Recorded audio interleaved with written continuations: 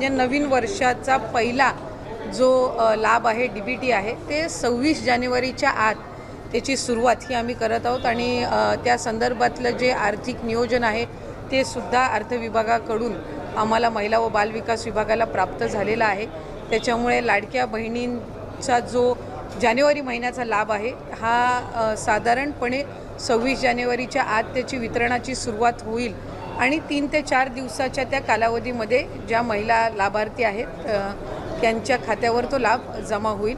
मला आपल्या माध्यमातून सर्व लाडक्या बहिणींना आज जानेवारी महिन्याच्या संदर्भातले अनेक माध्यमांकडून सुद्धा विचारलं जात होतं आणि बऱ्याचशा लाभार्थ्यांकडून सुद्धा साधारणपणे तो प्रश्न उपस्थित केला जात होता।